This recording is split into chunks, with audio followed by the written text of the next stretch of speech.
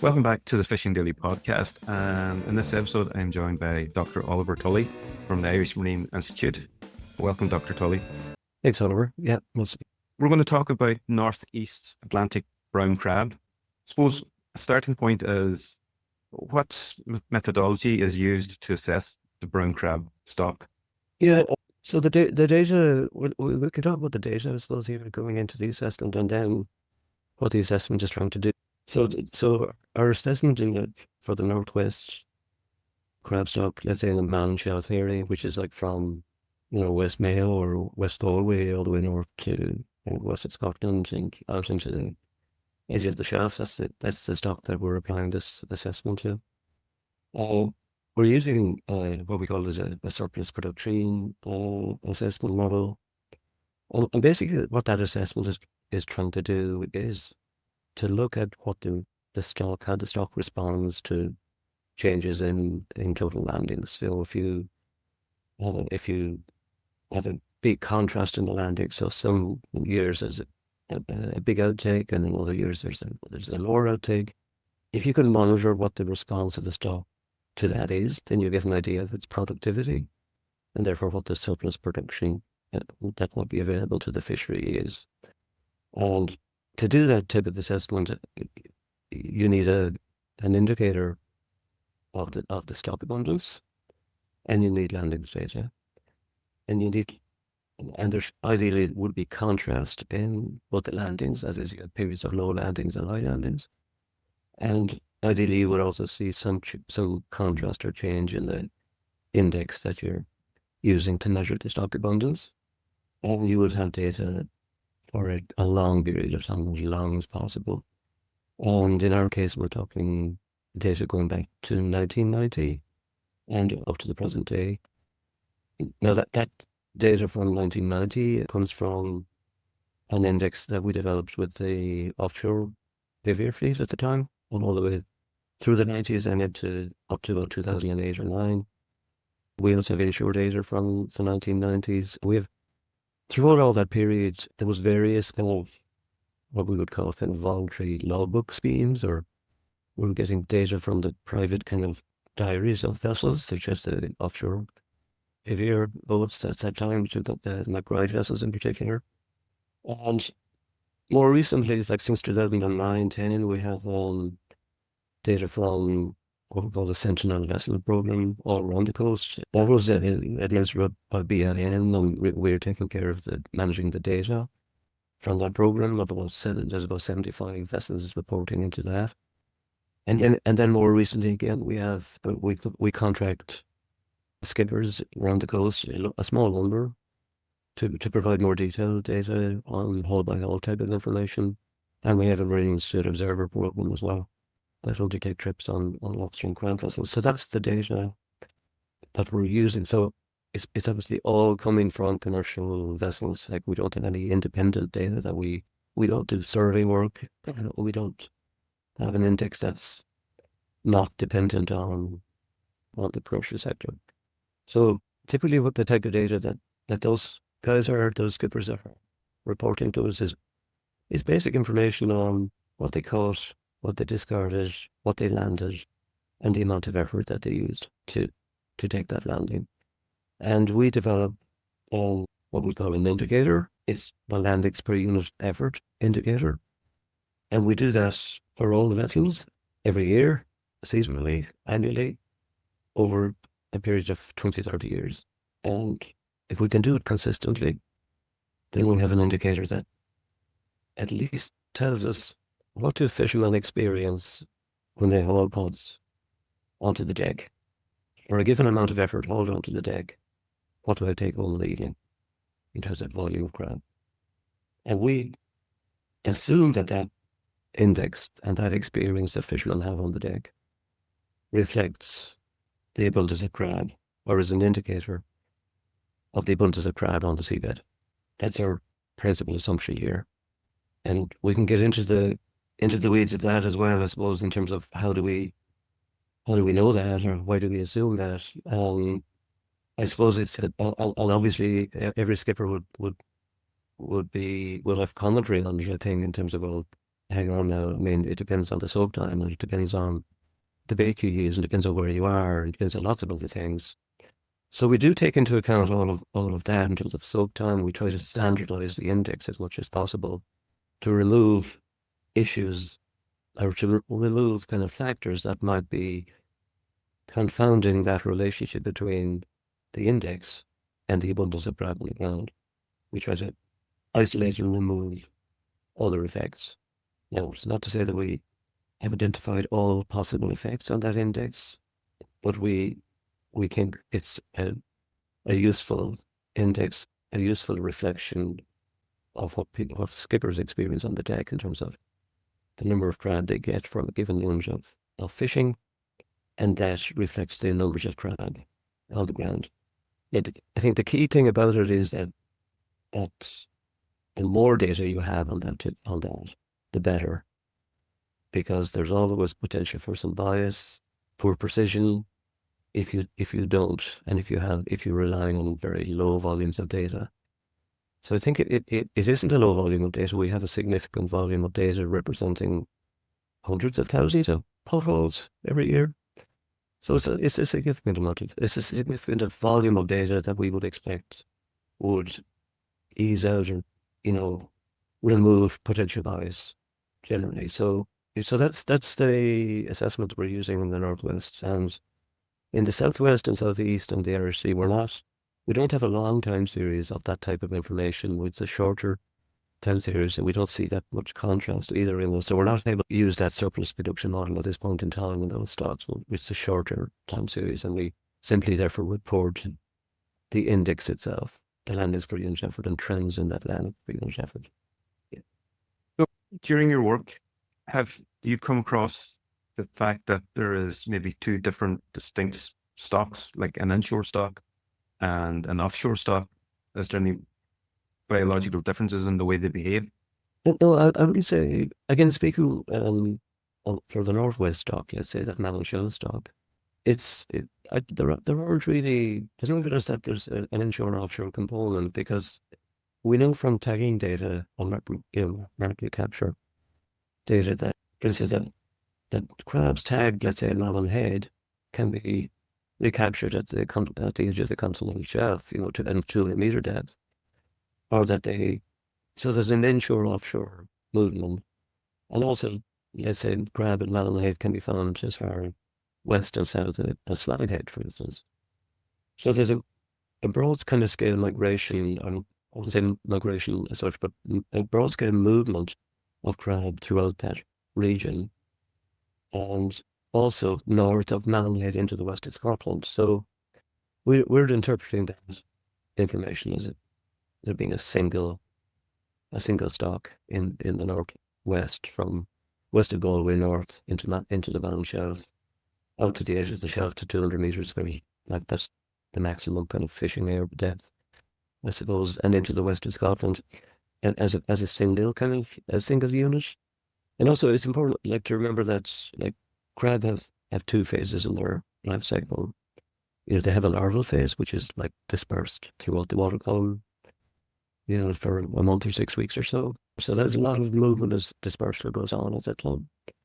And also then it's that movement that is vibrant adult crab, which are moving throughout the continental shelf area in the Mallow Shelf. Both those pieces of evidence really point to a single stock in the area. It's very interesting to know that the crab actually travels that far. It's not just sort of like a localized stock. To move from Mallow Head to then the continental shelf is quite extraordinary for migration. Yeah, it is. It is basic. It was, yeah. I mean, the tagging data is clear though that does happen. I suppose it's also, from fisherman's perspective, I think it's if you're a fisherman, let's say I don't know, inner Donegal Bay, to suggest that patch of ground that you were fishing with, that's the crab that you're fishing there, is the same stock as those being fished west of Scotland and of the 200 meter depth contour.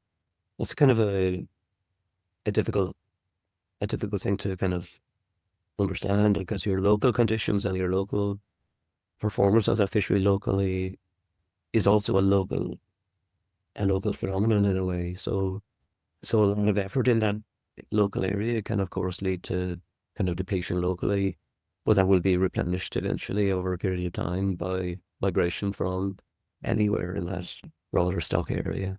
And it's not to kind of minimize the effect of local fishing on local stock, which kind of can happen, but it's not a separate stock. Let's say the depletion of a stock in a local area is a matter of it is due to heavy visual pressure, but it doesn't mean the stock has overall has been significantly impacted by that local pressure. That's a local phenomenon only, and it's the overall effort in the overall area and the overall landings in the overall area that really matter in the long term.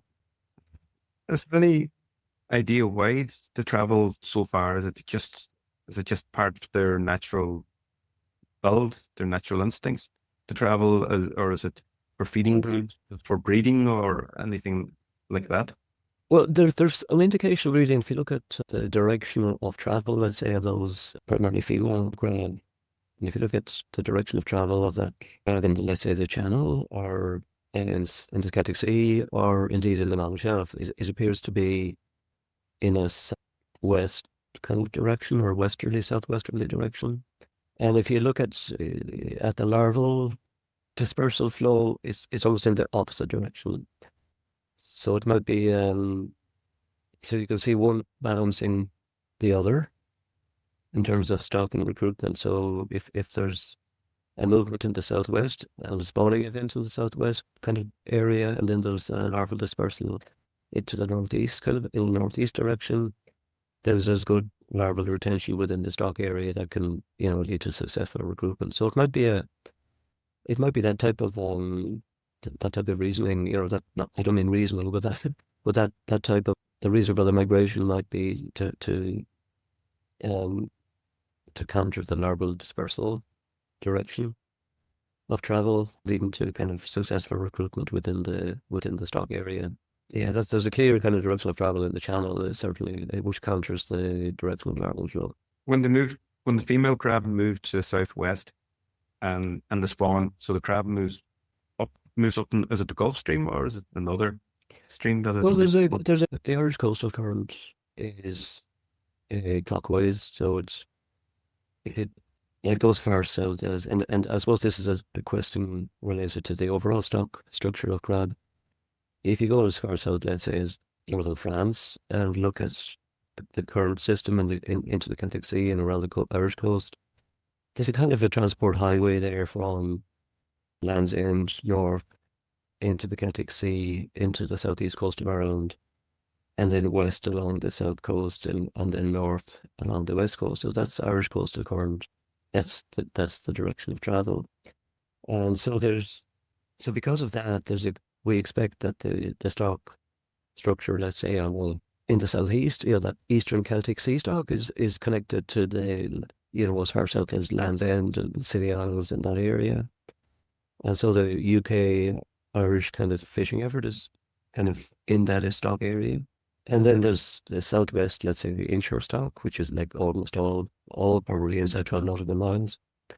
And then you come up the west coast, and the Shannon flow might be it might be kind of regarded as a discontinuity there, where you definitely don't get any dispersal south from that Shannon flow. It's all in the north direction, and it joins that coastal current. So we wouldn't ever expect recruitment from the Malin Shelf into the Celtic Sea, but we might expect some recruitment from the Celtic Sea into the southwest and even into the northwest coast, depending on conditions in any given year. So it's, if you combine the larval dispersal dynamic and then the scale of movement of female crab, you end up with kind of regional stocks. They're not local stocks, they're kind of regional in scale. And a good bit different, let's say, to lobster, which we would think are more local scale, because the larval dispersal dynamic is different, and lobster don't move really at all by comparison. So there's that kind of regional kind of scale, and that's the ICES working group kind of have a a map of the proposed kind of stock structure or stock ID in the Northwest Europe generally, in the North Sea, the Scottish stocks further north into Norway, and then our own four stocks relevant to the Irish fleet, I guess, that northwest, southwest, southeast, or eastern Celtic Sea, and then the North Irish Sea. And the reports that ICES put out, and the report that ICES published in October, it pointed towards a decline in the crab stocks. Was there any specific areas that it related to, or Yeah. reports? We know that the reports kind of like an overall assessment of the situation, but was there any areas that was more or less affected? Yeah, there are regional differences. I mean, the report is looking at areas from, it's northern France all the way up into the Irish and UK coast, North Sea, and into Norway. So that's the scale at which it's reporting. And the interesting thing in that report really is most people. I was talking earlier about this landings per unit effort indicator as being reflective of stock abundance. Almost everybody is using that stock indicator. That everybody is more or less reporting landings per unit effort. And the really surprising thing about that indicator and what's in that report is that the decline in that indicator seems to start almost at the same time everywhere. Around that period, 2015-16, into then 2020, 21, 22, that was the period where we saw a significant decline over not only in Ireland, but also in the UK and particularly in France. So the areas where that have really shown fairly dramatic decline has been further south in France, to the extent really that the French fleet is tied up, especially the French offshore heavier fleet has really tied up and don't really, their catch rates were just too low. And the situation in Ireland is, also that decline in the indicator started in around that 15, 16 and continued annually up to 22 or about 23. And the same happened in Britain, in the coastal fisheries around Britain, and including Scotland. And as you move further north into the northern kind of North Sea and into Norway, but things are much more stable. No particular decline. So there seems to be kind of a south to north kind of variation or in how the stock has been changing, with no particular negative change in the north part and dramatic kind of decline in the south, and so in the middle of that range also significant decline, but not a catastrophic decline as they've seen in France. Yeah. So we quite often hear fishermen telling us different stories from what we see and advice. Are there a reason for this disconnect? There's often a disconnect between our kind of reporting on fishery and the perceptions that fishermen have of the stock. There's a number of reasons. I mean, there can be many reasons for it. I mean, one of the reasons is one of the reasons can be delay and a lag in reporting. So what fishermen are saying is that current today, this is what we saw today, this is what we saw last week. And you're still saying that the stock is really in decline or something.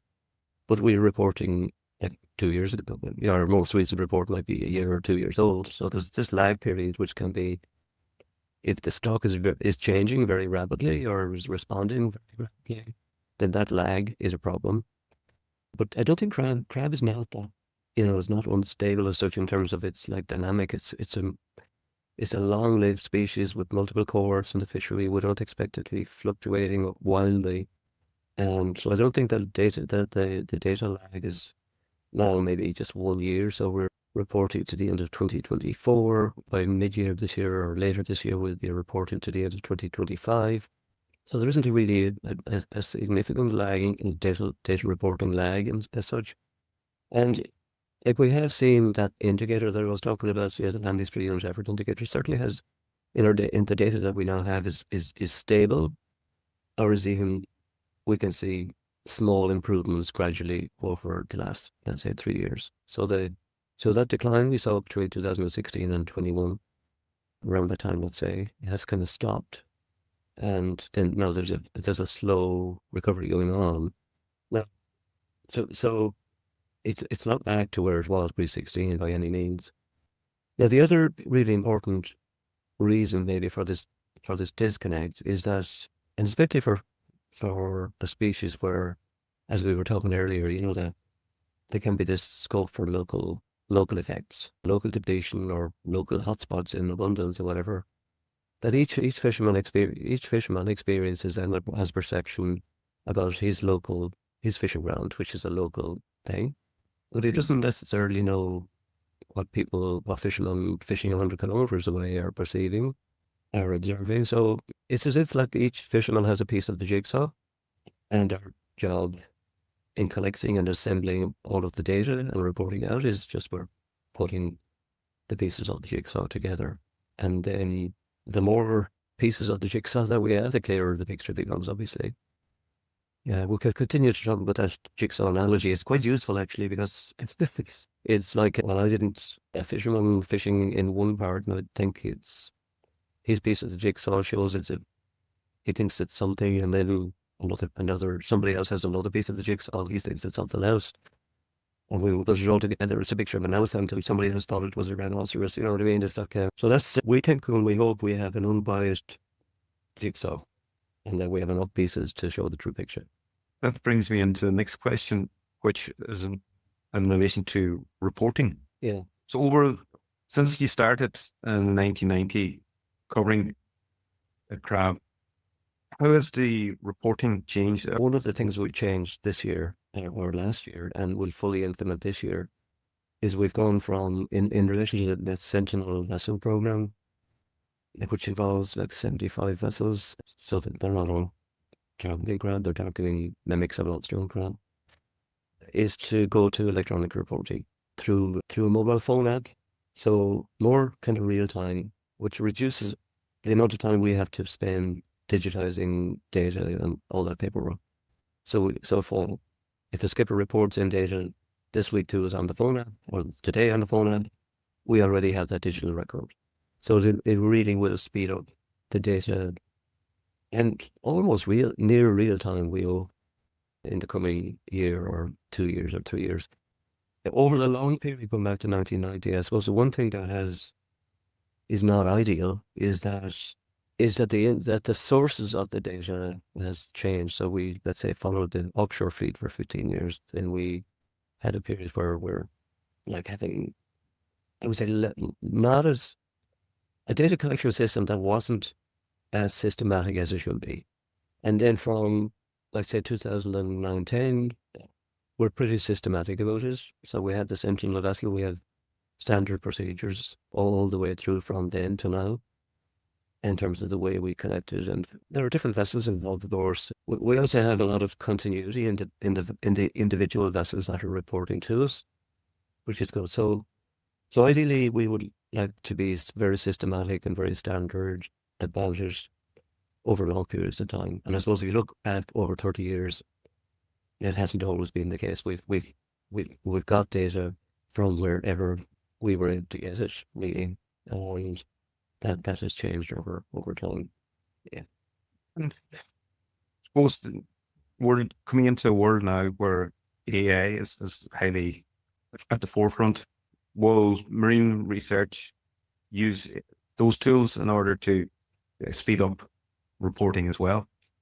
Yeah, we hope so. I suppose if you look at what we're doing at the moment, like we're asking fishermen to report something, or we're putting observers on boards, asking people to record something. We're bringing it back to the office. We're digitizing on a computer, whatever, and we eventually have this data record. Like fisheries data is not complex. It's really, we want to know where the boat is fishing. We want to know how much effort it's expending, and we want to know the result of the catch. And really, that's a simple data record. And like we had been working on, let's say, the first two components of that, where the boat is fishing and how much effort it has. We have VMS information from some inshore vessels that have very, very high frequency, so reporting position every minute, for instance. So we've been able to model that data and where you could identify individual fishing events in that data. So you can say, well, how many streams of pots were hauled by the vessel that day? There you are. The data, the model clearly shows that.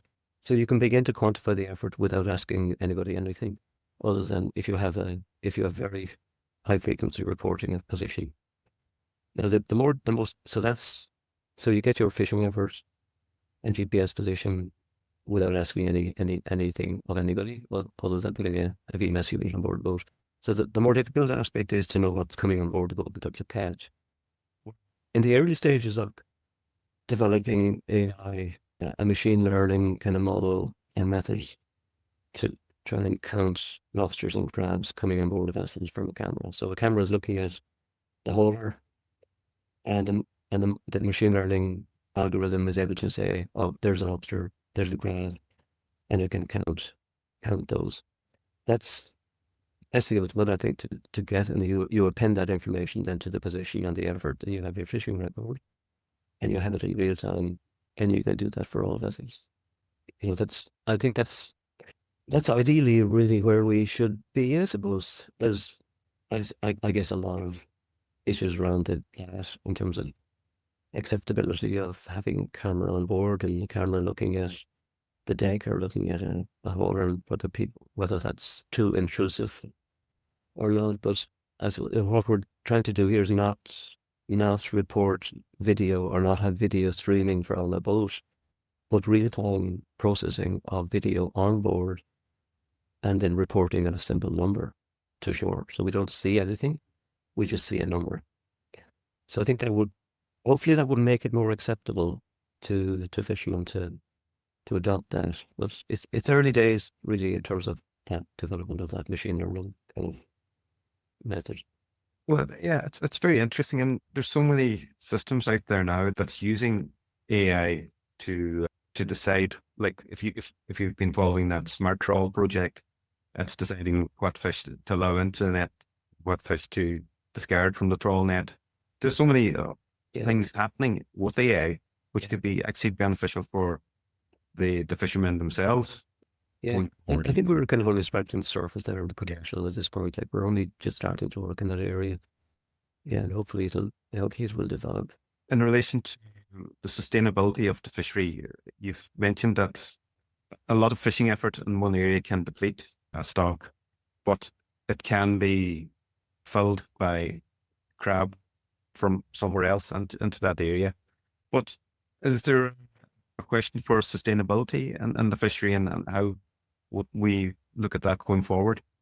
Yeah. There definitely is a question there. I mean, I think we have to, let's say, define what we mean by the sustainability of the fishery, and you can separate it out in a way. If you can look at, the viability of fishing is one thing, and the important thing for fishermen, how economically viable is it to continue fishing for crab or to fish for crab? And that comes back to that what we were talking earlier about. Well, okay, you put in an amount of effort, what do you get back in return? So that's the landings per unit effort. And that needs to be for viable fishing, that needs to be at a certain level. Once it goes below that level, you're not making money anymore. And I mean, that's what we're measuring directly. We're measuring a decline in that. I mean, there was a decline, and it's still at a fairly low level as far as the data is the data we're seeing is concerned. Yeah, we're also saying that that is an indicator of stock abundance on the ground, right? So what does that mean? So it means there's less or fewer legal-sized crab on the ground compared to previous years. So why is that the case? And there can be two. You can separate it out maybe into either, there's that the legal-sized crab are being removed at a rate faster than they can be replenished by growth. So the minimum landing size is 140 millimeters. You're fishing above on the size classes above that. If you're taking them out faster than growth from below the 140 can jump above, then you're going to deplete the fish that's available to you in the fishery. Now, that's given the increase in effort recent years. That's potentially that's one strong possibility as to what's going on. Now, the more, I suppose, maybe even the more serious aspect serious kind of issue that it could be that the recruitment itself into the stock at the ground. So in other words, the fishery has removed too much spawning stock, and it has impaired recruitment. So that would mean that larval settlement has reduced, and therefore those size stresses below the minimum landing size are also lower than they were previously. So the overall stock is lower. And it's important to kind of look at whether it's a recruitment overfishing problem or whether it's what we call growth overfishing problem. So if it's just growth overfishing, that you're removing legal-sized crab faster than they can be replenished, the response to management might be quite quick in terms of, let's reduce the rate of fishing and allow growth to catch up. Is a shorter term response than saying waiting for new recruitment to happen in response to a management measure, because the gap between recruitment and entering the commercial size could be 6, 7, 8 years. So you're waiting a longer time for a response to a management measure if it's a recruitment overfishing problem. We were surprised when we saw this decline in the indicator that we're measuring in 2016-17. Yeah, we were arguing maybe that it was not a recruitment overfishing problem because like 140 already protects a lot of spawning potential. The size of maturity is 120. There's a lot of spawning activity before fish become vulnerable to fishing. But then we also see, if we look at the discards as well of undersized crab from the fleet, that's also declining, which kind of does suggest there's a recruitment problem happening. And again, going back to the more regional kind of international case or scenario where everything seemed to happen at the same time around 2016, as if something happened regionally to impair recruitment in crab stocks. Because if it's just a growth overfishing problem, then it would be unlikely to happen at the same time, because that would mean fishing mortality rates and effort increase, etc., would have to happen everywhere at the same time as well, which is very unlikely. There's different fishing patterns everywhere. Yeah, so it's a local question really, as to whether it's simply growth or whether it's. It's interesting because when you look at the crab problems that they had in Alaska over the past few years, and the recruitment there was a collapse in the king crab stock and the tanner stock and so on and so forth. Globally, internationally, do you be in contact with other scientists around the world discussing what's happening to stocks there? In Europe, yeah, but not outside Europe too much. I mean, I don't think we can get kind of useful information really or clues from talking about snow crab or tanner crab. I mean, they have very, very precise kind of temperature tolerances. For instance, in snow crab, they need -1 degree or something for successful kind of larval development and recruitment. There can be small increases in temperature can have metabolic effects, or their metabolic demand increases. They need more food to maintain themselves at slightly higher temperature. If that food isn't available, then they don't survive. So they're very, I suppose, tied into thermal kind of regimes much more than you could say for our crab here, which are like distributed like from west of Portugal all the way to Norway. They live under a range of environmental conditions. So well, at least we haven't identified any critical change in environment in the region that would have affected recruitment overall in the.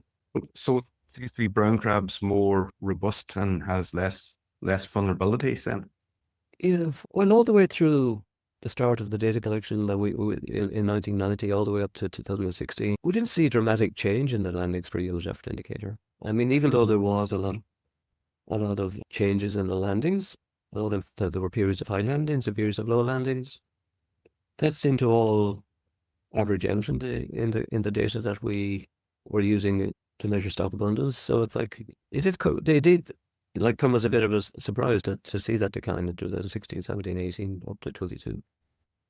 Yeah, it's well we did have data as we were saying back right at almost at the beginning of the development, let's say, of the offshore fishery in particular.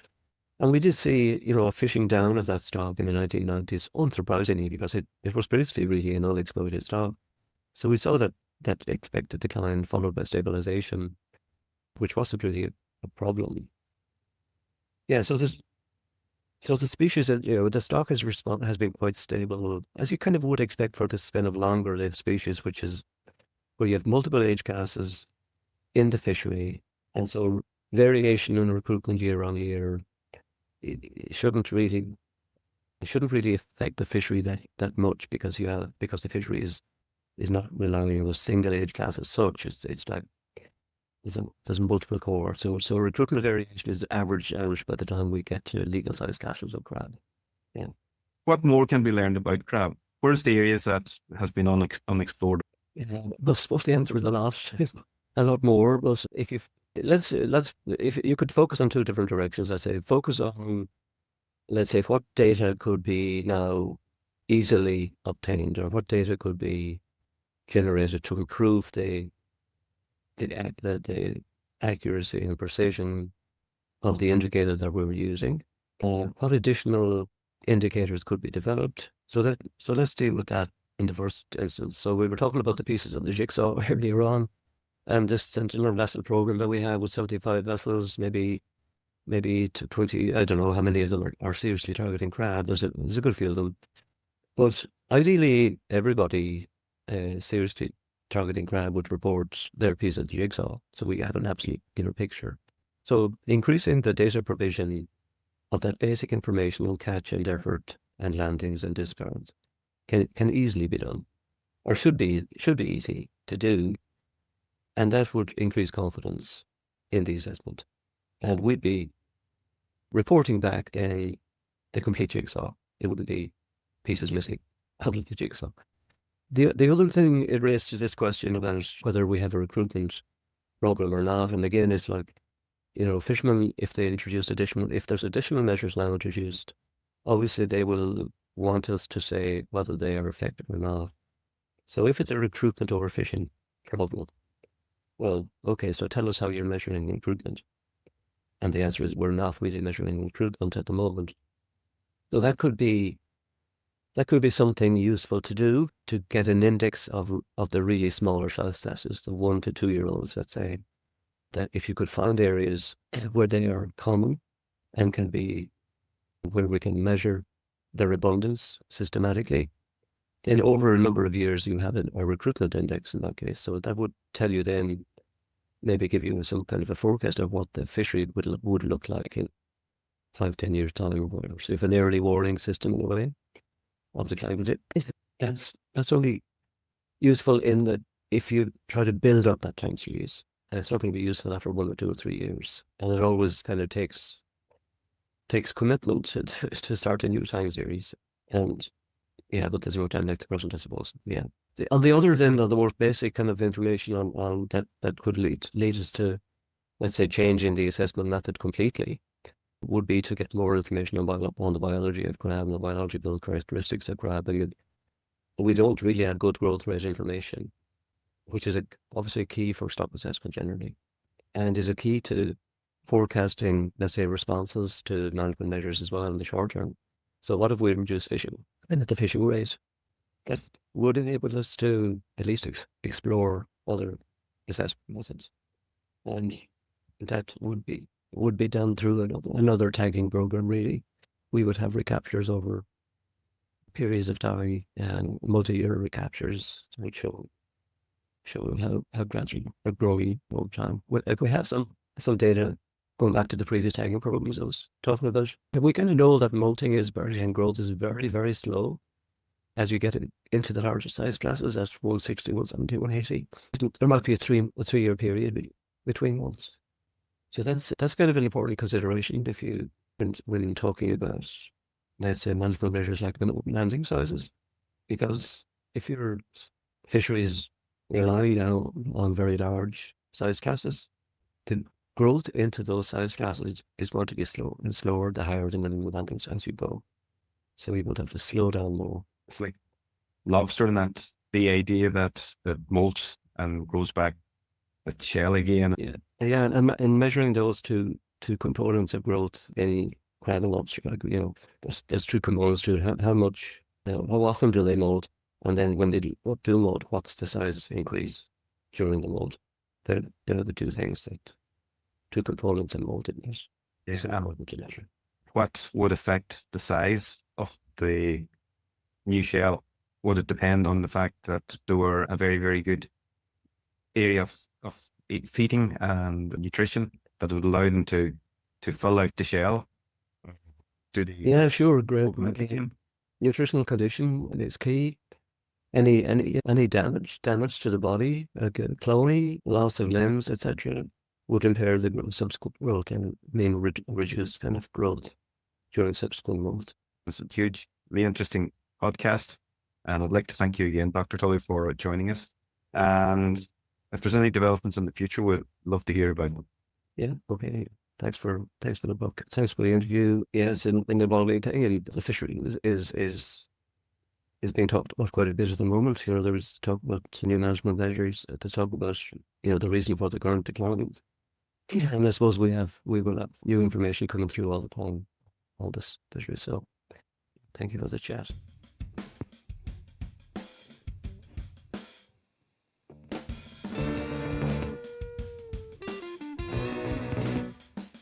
If you like this episode or any of our other episodes, please hit the subscribe button and show your support for independent news in the fishing industry. Thank you.